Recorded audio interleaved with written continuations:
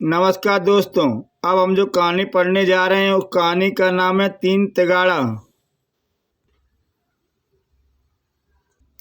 सेठ करोड़ीमल की कोठी में कोहराम मचा हुआ था। बाढ़ बाढ़ आ गई। हे भगवान, लगता है रात में जमकर बारिश हुई है।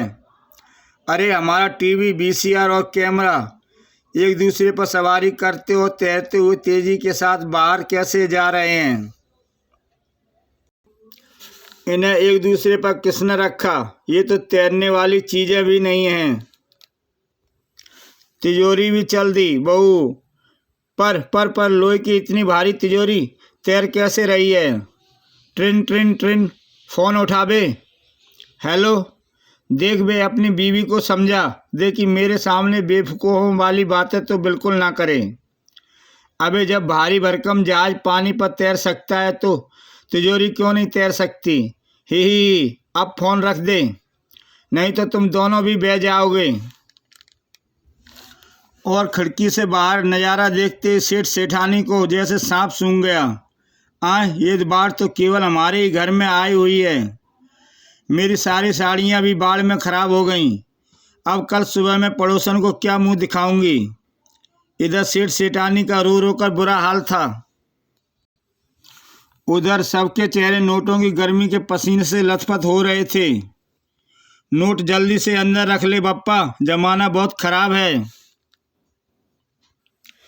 मैं क्या करूं, नोट देखते ही मुझे गर्मी लगने लगती है। ही, तो फिर मैं पंखा चलाता हूं। और पंखा ऑन होते ही उसमें से उठा हवा का बवंडर। अरे मेरे रुपए उड़ गए। मैं अपने रुपए मुट्ठी में भींच लूं। रुपए अपने आप नहीं उड़े थे, उन्हें। अरे मेरी मुट्ठी कौन खोल रहा है? बचाओ, कोई मेरी मुट्ठी खोलकर मेरे रुपए छीन रहा है, पर नजर तो कोई नहीं आ रहा। कैसी जादुई हवा थी जो लोगों के जेब साफ किए जा रही थी। मेरी तनख्वाह गई। उफ, हवा खजांची का बक्सा भी खाली कर गई। मगर रहस्यमय घटनाओं का घटना रुका नहीं था। उफ, इस कमबख्त लाइटर को क्या हो गया है? जल ही नहीं रहा। आग यहाँ है, लाइटर कैसे जलेगी? ही। ये सिगरेट अपने आप कैसे जल गई? और ये कैसी आग है जो मेरे सारे जेवरों को पिघलाकर इकट्ठा करती चली जा रही है? अरे सारा सोना फुटबॉल बनकर उछला जा रहा है। बचाओ, कोई है? पुलिस में लुट गया। इन रहस्यमय घटनाओं ने पुलिस की नींद उड़ा दी थी। कमाल है, आग, पानी और हवा लोगों को कैसे लूट सकते हैं। ये तो मुझे नहीं पता कमिश्नर साहब। हो ऐसा ही रहा है, क्योंकि लोग ऐसा ही कह रहे हैं। इंस्पेक्टर ईमानदार, ये केस हम तुम्हारे सुपुर्द करते हैं। मैं इस रहस्य का जल्दी पता लगा कर रहूँगा। और जब इन घटनाओं से सारा शहर परेशान हो तो गमराज कैसे परेशान ना होता, क्योंकि सारी दुनिया का गम उसी का गम होता है। एक अकेले सेठ के मकान में बाढ़ आए, उसका कीमती सामान बहा ले जाए, हवा चले और लोगों की जेबों से भरे नोट उड़ा ले जाए, आग सोना पिघला कर ले जाए, ये कैसे हो सकता है? गुरु, सारे शहर में पहले ही लूटमार मची है। अगर ये सब प्राकृतिक चीज़ें जो हमें जीवन देती हैं भी लूटपाट मचाने लगी तो हमारा क्या होगा गुरु? अगर ऐसा ही चलता रहा तो मुझे शंका है कि कल को पानी आकर हफ्ता मांगेगा, वरना वो मटके में से निकल जाएगा। बिजली के बिल की तरह हवा भी सांसों के बिल भेज देगी और आग बिना पैसे लिए चूल्हे में जलने से मना कर देगी। तू घबरा मत सकालू, ऐसा कुछ नहीं होगा, क्योंकि आग, पानी और हवा, पैसा या कीमती चीज़ें, ये क्या मतलब? हम इन घटनाओं के रहस्य का पता लगाएंगे, और अगर इन घटनाओं के पीछे कोई शैतानी दिमाग है तो हम उसकी चटनी बना देंगे। तुम्हारी ये बातें सुनते ही मेरी बाईं आँख फड़कने लगी है गुरु। मुझे शंका हो रही है कि कहीं पर कोई बड़ी गड़बड़ फिर शुरू हो गई है। इस बार सकालू की शंका निराधार नहीं थी, क्योंकि गड़बड़ बकाई शुरू होने वाली थी, और वो भी बड़ी गड़बड़। अरे पानी चला गया। मेरी बाल्टी भरे बिना कैसे चला गया? गुर्र। पानी चला नहीं गया, पानी तो आ गया। अरे पानी नल के बिना आ गया। बेवकूफ़, पाइपलाइन फटती है तो पानी फैलकर बहता है। ये धार के रूप में सांप की तरह रेंगता हुआ क्यों आ रहा है? अरे फेंटा, पानी की धार तेरे घर में घुस गई। कल मेरी बेटी की शादी है, अंदर उसके दहेज का सामान रखा है, वो खराब हो जाएगा। अरे कोई पानी को रोको। तू एक बाल्टी पानी के लिए रो रहा था, उसने तेरा घर ही भर दिया। ही। अरे ये तो उछलता भी है। लोगों को हैरान करती हुई पानी की बौछार फेंटा के घर में बाहर निकली। देखो, फेंटा की बेटी के दहेज का सारा सामान पानी के साथ ही बह जा रहा है, और वो भी बिना खराब हुए। मुझे तो यह वही लुटेरा पानी लग रहा है जिसकी आजकल पूरे शहर में चर्चा है। अरे कोई बचाओ, ये मेरे बेटे के दहेज में आया सामान है जो मैंने अपनी बेटी के दहेज में देना है। ओह पानी अब रामू चांदी के बर्तन वाले के घर में घुस गया है। इस लुटेरे पानी को मैं अपनी चांदी नहीं ले जाने दूंगा, लेकिन पानी को भी भला कोई रोक पाया है? गुलुप गुलुप। हम में से जो टकराएगा वो छपाक छई हो जाएगा। ही। पानी की लहर अब जा घुसी गमराज के घर में, और जब बाहर निकली तो कुछ हाथ नहीं लगा। पता नहीं किस कंगले का घर है। गुर्र। और जिस कंगले का ये घर था वो यहाँ था। जेब से जरूर कंगला था गमराज, मगर बुद्धि से नहीं। बुद्धि का तो खजाना था उसके पास। अब ये चोर धाराएं सीधे मैन होल में जाकर गिरेंगी। अरे अरे अरे, ये क्या? गमराज आज तेरा खेल खत्म करके रहेगा। लेकिन ये क्या? धार तो दूसरे मैन होल के ढक्कन को उछाल कर बाहर आ गई।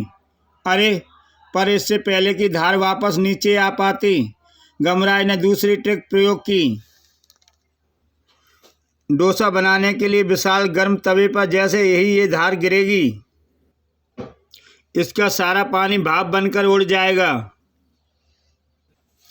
गमराज भाप बनाने में सफल तो हुआ, मगर पानी की मात्रा अधिक थी। वो गर्म तवे से नीचे गिरने के बाद ये फिर धारा रूप में इकट्ठा हो रही है। मगर मैं इसे आगे नहीं बढ़ने दूंगा, और इस काम में मेरी मदद करेगी वो भैंस गाड़ी।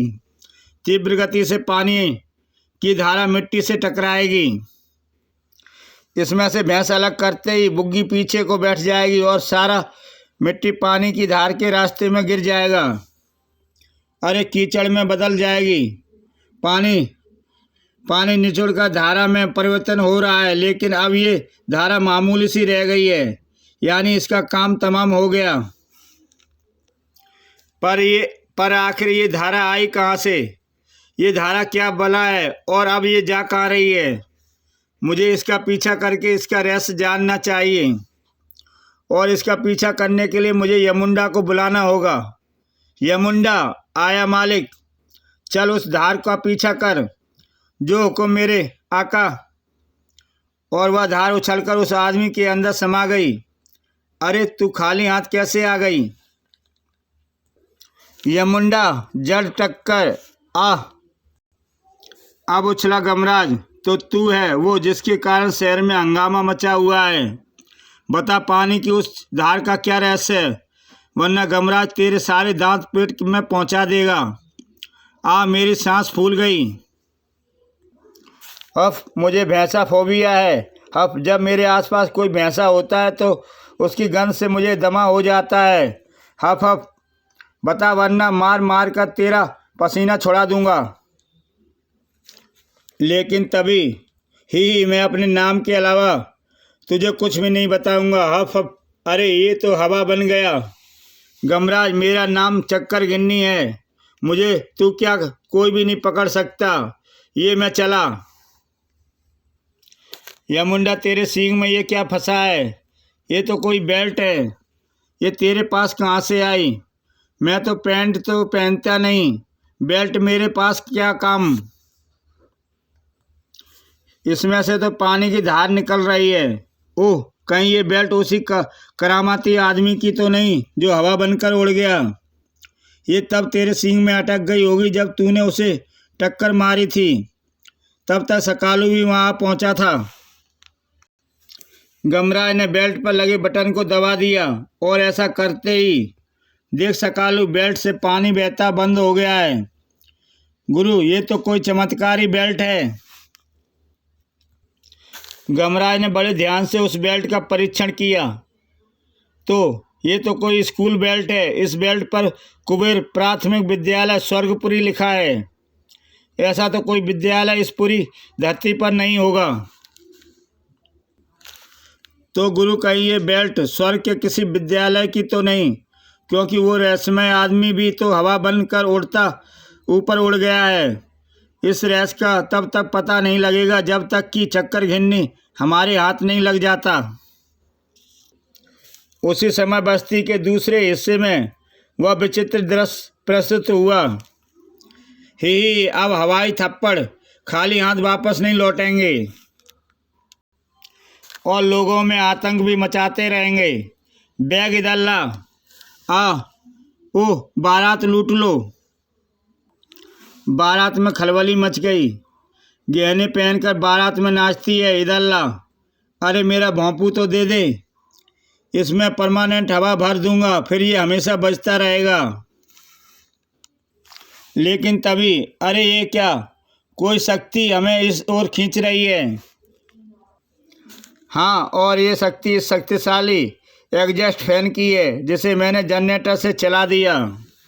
वाह गुरु, और इस एग्जॉस्ट फैन के पीछे मैंने एक विशाल गुब्बारा बांध दिया है ताकि ये सारी जादुई हवा उस गुब्बारे में भर जाए। सकालू, मुझे थोड़ी और रस्सी की ज़रूरत है, पर तेरे नाड़े से भी काम चल जाएगा। अरे अरे गुरु, ये क्या कर रहे हो? अब मैं जल्दी से इसे गुब्बारे का मुंह कसकर बांध दूंगा ताकि ये हवा बाहर ना आने पाए। मैं एग्जॉस्ट फैन को बंद करता हूँ। अब गुब्बारा इसे उड़ा ले जाएगा। गमराज ने फौरन यमुंडा को आदेश दिया, चल यमुंडा, अब हम उस हवा का पीछा कर सकते हैं। सकालू बारातियों को उनका सामान लौटा देगा। वह बैलून चक्कर गिन्नी के पास आकर उतरा तब, अरे ये क्या, जादुई हवा को बैलून में किसने भर दिया?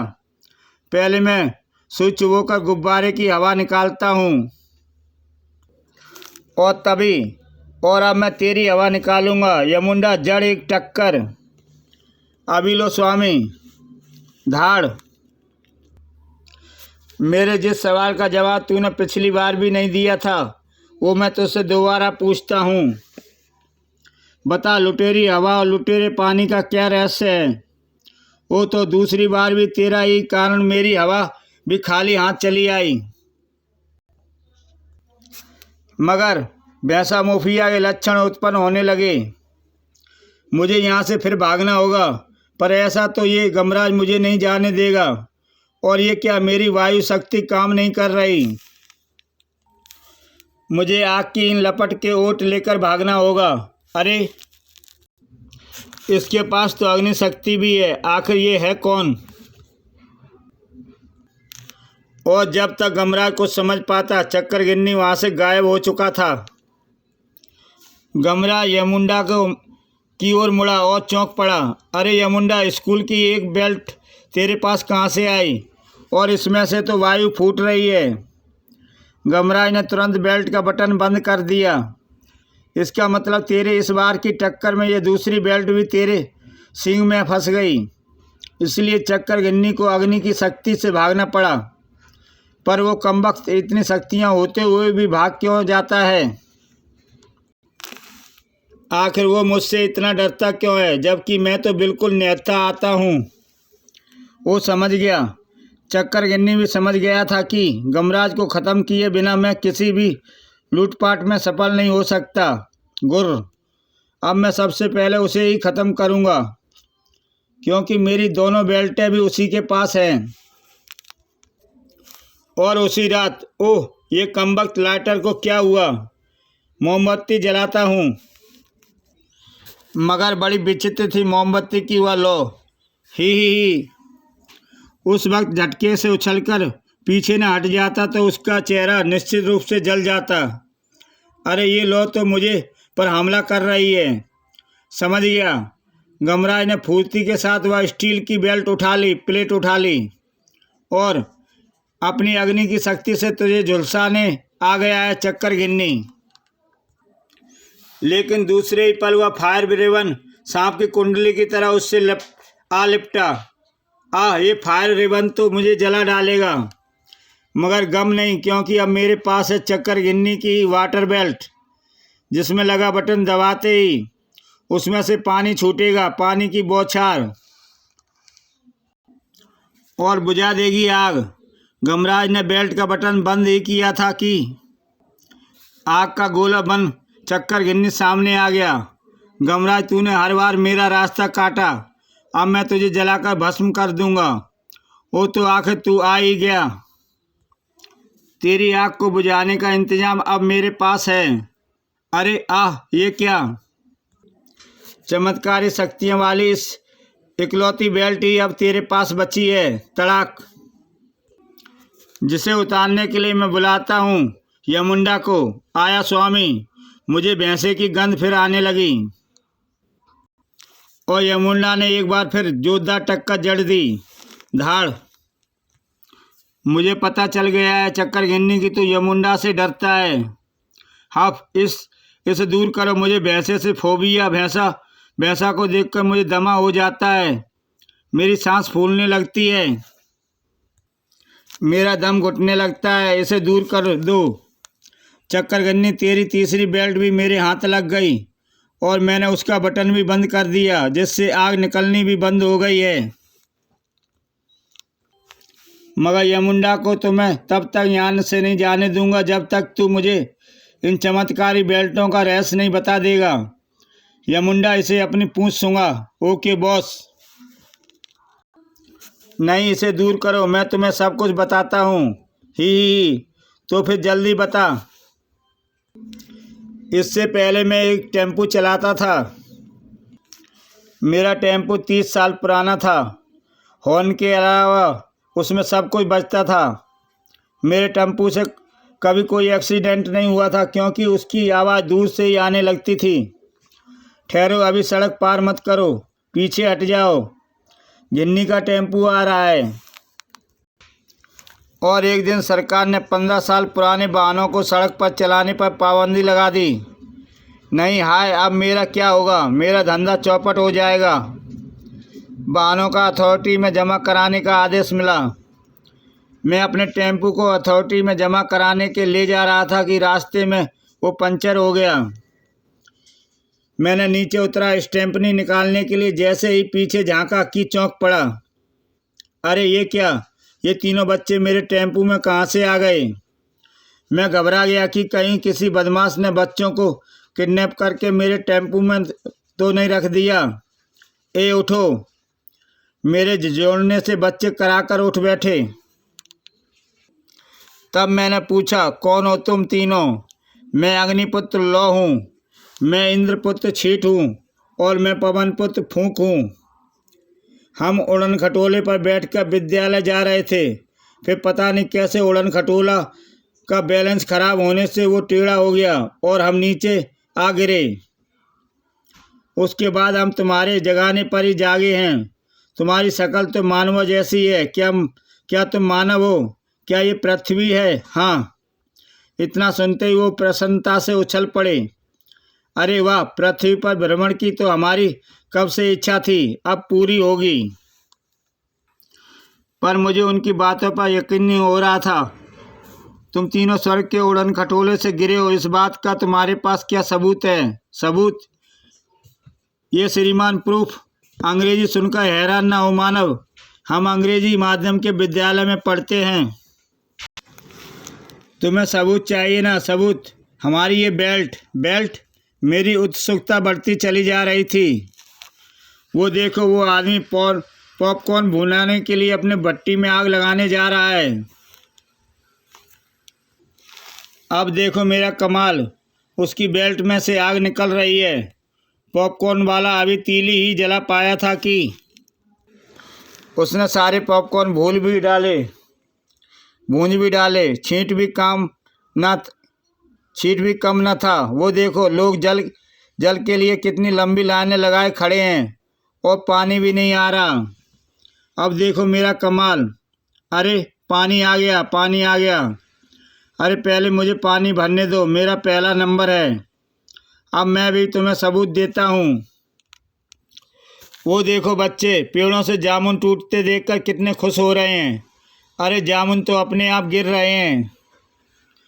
मैं उनकी बेल्टों की करिश्मा को देखकर दंग रह गया। अब तो तुम्हें सबूत मिल गया। हाँ, अगर ये बेल्ट मुझे मिल जाए तो मैं रातों रात अमीर होने के चक्कर चला सकता हूँ। मैंने अपने पैंट को पिचकाया और पैंट नीचे सरक गई। अरे तुम्हारी पैंट सरक गई। पहले हमारी निकरें भी ऐसे ही सरक जाती थी, पर हमारे माता पिता ने हमें ये बेल्टें देकर हमारी समस्या का समाधान कर दिया। तुम्हें तो बेल्ट मिल गई, पर मेरा तो इस दुनिया में कोई भी नहीं जो मुझे पैंट कसने के लिए बेल्ट दे दे। मेरी पैंट एक दिन में 25 बार सरकती है। हम किसी को दुखी नहीं देख सकते। ये लो, तुम मेरी बेल्ट पहन लो। वाह, बन गया काम। मगर छीट की बेल्ट ढीली बांधने के बाद मैंने पैंट पिचका कर दोबारा पैंट सरका कर इस बार लॉ की बेल्ट ले ली, फिर फूंक की भी। तब मैं उन्हें अपने घर ले गया और वहाँ मैंने उन्हें एक कमरे में बंद कर दिया। अरे तुमने हमें बंद क्यों कर दिया? क्योंकि अगर तुम बाहर रहोगे तो मेरी पोल खुल जाएगी। ओह, इसलिए पिताश्री पृथ्वी पर आने से मना करते थे, क्योंकि पृथ्वी पर धूर्त मानव रहते हैं। अब क्या करें, हमारी रक्षा करने वाली बेल्ट भी उस धूर्त मानव ने हमसे धोखे से ले ली। हाँ, उसकी पैंट तो टाइट फिटिंग की थी। गमराज, इस प्रकार मैं बन गया चक्कर गिन्नी। ये बेल्ट अपने धारक का आदेश मानकर वायु जल अग्नि की वर्षा करती हैं। अब तो इस भैंसे को भगा दो। नहीं, पहले मुझे ये बताओ कि वो तीनों देवपुत्र इस वक्त कहाँ हैं? चक्कर गिन्नी गमराज को लेकर वहाँ पहुँचा। घबराओ नहीं देवपुत्रों, मेरा नाम गमराज है। मैं तुम्हें इस शैतान की कैद से आज़ाद कराने आया हूँ और तुम्हारी बेल्टें भी वापस लाया हूँ। आ गमराज, यमराज पुत्र। अरे तुम तो मुझे जानते हो। हाँ गमराज, अक्सर पिताश्री के मुंह से मैंने तुम्हारा नाम सुना है। पिताश्री अक्सर माताश्री से कहते हैं कि सोचता हूँ छींट को छुट्टियाँ बिताने वहीं भेज दूँ, किंतु माताश्री ना मानी। और अब जब तुम पृथ्वी पर आ ही गए हो तो मैं तुम्हें पूरी मुंबई घुमाऊंगा। वाह, फिर तो बहुत मज़ा आएगा। किंतु ध्यान रहे, यहाँ शैतानी करने वालों को दंड मिलता है। वो देखो, चक्कर गिन्नी ने शैतानी की तो उसे अब पुलिस पकड़ कर ले जा रही है। हम कोई शैतानी नहीं करेंगे गमराज, और ना ही अपनी बेल्टों की शक्ति के बारे में किसी को बताएंगे। तो फिर ठीक है, आज से तुम तीनों मेरे साथ रहोगे। इसी के साथ दोस्तों ये कहानी समाप्त होती है। जय हिंद।